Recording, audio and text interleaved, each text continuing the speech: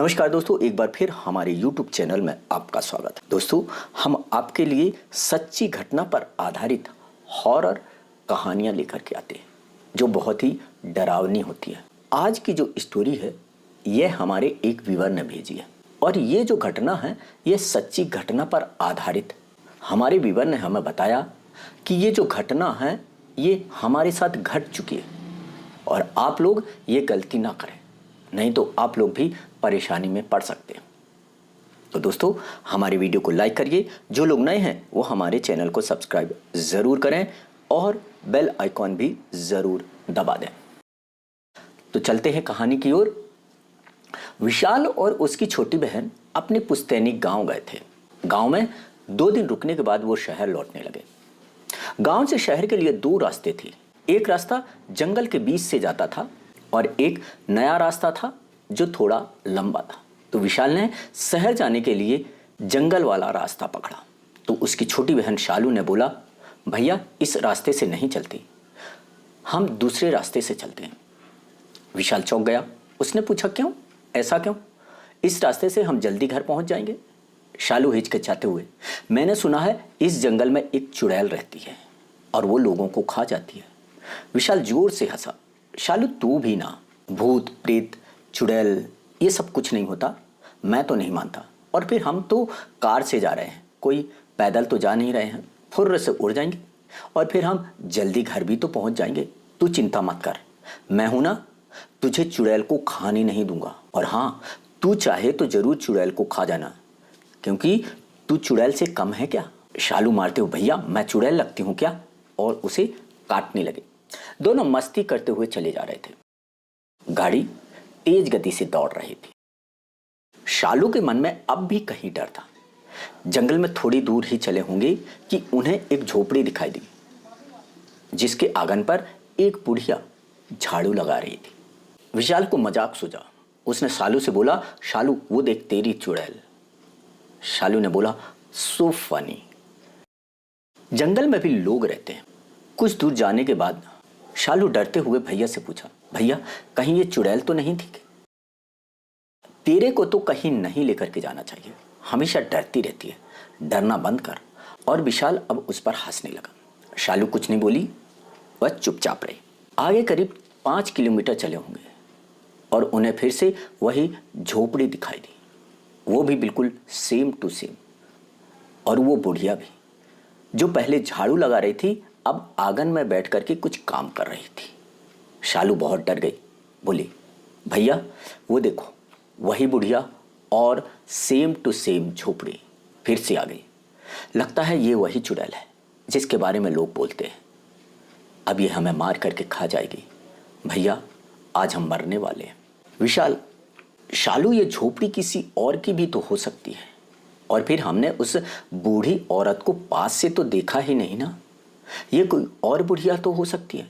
गांव के बुजुर्ग लोग एक जैसे कपड़े पहनते हैं तो दूर से एक जैसे दिखते हैं और अक्सर हम धोखा खा जाते हैं। जंगल में झोपड़ी भी एक जैसे बनती है। विशाल ने शालू को समझाने की कोशिश की। गाड़ी अपनी स्पीड में चल रही थी। अब कोई कुछ नहीं बोल रहा था। जंगल का सन्नाटा और भयानक लग रहा था। जंगल और घना होता जा रहा था। थोड़ी देर बाद फिर वह झोपड़ी दिखाई दी। अब इस बार विशाल भी डर गया। डर से उसका चेहरा पीला पड़ने लगा और शालू के चेहरे पर भी हवाइयां उड़ने लगी। दोनों ने एक दूसरे की तरफ देखा। दोनों के चेहरे पर डर साफ दिखाई दे रहा था, लेकिन बोल कोई नहीं रहा था। विशाल, शालू तेरी घड़ी देना। अब तो शालू रोने लगी। शालू जो इतनी देर चुप थी, फट पड़ी रोते रोते, अब हम मरने वाले हैं, ये चुड़ैल हमको खा जाएगी। मैंने बोला था इस रास्ते से मत चलो, मरने से पहले मेरी घड़ी लेना चाहते हो? नहीं, मैं नहीं दूंगी। आपने ही तो मुझे बर्थडे पर दिलाई थी और अब वो घड़ी मांग रहे हो। विशाल ने उसे समझाया, तू सिर्फ घड़ी दे और ये रोना बंद कर, मैं हूं ना। शालू ने गुस्से से घड़ी निकाली और भैया की तरफ फेंक दिया। विशाल ने घड़ी ली और समय देखा, अभी शाम को 5 बज रहे थे। विशाल ने घड़ी ली और उस झोपड़ी के नजदीक ही रास्ते पर फेंक दी और फिर विशाल ने कार की स्पीड बढ़ा दी। जैसे ही कार ने झोपड़ी को क्रॉस किया, बुढ़िया ने दौड़ लगाई। अब गाड़ी तेज गति से भाग रही थी जंगल के बीचों बीच। तभी एक टर्न आया, बहुत ही खतरनाक था, और विशाल ने उस टर्न को स्पीड में ही पार किया। और जैसे ही टर्न खत्म हुआ, सामने का नजारा देख करके दोनों भाई बहन के होश उड़ गए। अब लगा कि उनको कोई नहीं बचा सकता। अब क्या करें? शालू तो जोर जोर से रोने लगी। सामने फिर वही झोपड़ी थी। अब वो झोपड़ी सड़क के बिल्कुल नजदीक थी, लेकिन बुढ़िया कहीं नजर नहीं आ रही थी। शालू रोते रोते, अब हम पक्का मरने वाले हैं। विशाल कुछ नहीं बोला। उसने कुछ सोचा और अचानक हिम्मत करके झोपड़ी के पास जाकर के उसने कार रोक दी। शाले ने उसे उतरने के लिए मना किया, लेकिन विशाल नहीं माना। विशाल ने गाड़ी को लॉक किया, कार के नीचे उतरा। झोपड़ी के सामने उसे शालू की घड़ी दिखाई दी। विशाल ने उसे उठाया, उसमें टाइम देखा तो अभी 5:10 हो रहे थे। विशाल को समझते देर नहीं लगी, कुछ गड़बड़ है, कोई छलावा हो रहा है उसके साथ। वो घड़ी लेकर के वापस कार में आया और घड़ी शालू को दे दी। विशाल ने शालू से कहा, तुम गाड़ी के बाहर मत निकलना, यदि मेरी आवाज भी आए तो भी मत निकलना। मैं अभी उस चुड़ैल को मार करके आता हूं। और विशाल ने कार में से तलवार निकाल ली और झोपड़ी की ओर चल पड़ा। शालू बहुत डर गई। शालू जोर जोर से चिल्लाने लगी, भैया मत जाओ, मत जाओ, वो चुड़ैल है, वो चुड़ैल है, वो सबको मार डालती है, वो आपको भी मार डालेगी, चुड़ैल किसी को नहीं छोड़ती है। तभी शालू के गाल पर एक जोरदार चमाटा पड़ा।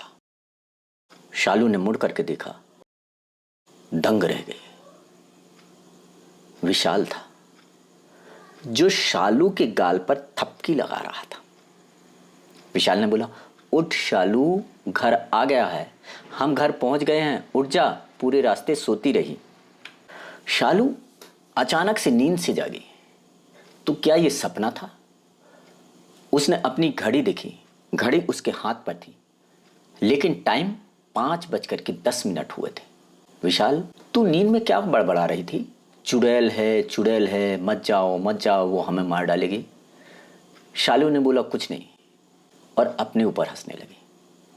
तो दोस्तों, कैसी लगी आपको ये कहानी? हमें कमेंट्स बॉक्स पर ज़रूर बताइएगा। तो दोस्तों, आज के लिए सिर्फ इतना ही। नेक्स्ट वीडियो में मिलते हैं एक और रोचक और डरावनी कहानी के साथ। तब तक के लिए हमें आज्ञा दीजिए। तो दोस्तों, हमारे वीडियो को लाइक करिए। जो लोग नए हैं वो हमारे चैनल को सब्सक्राइब ज़रूर करें। थैंक यू, धन्यवाद।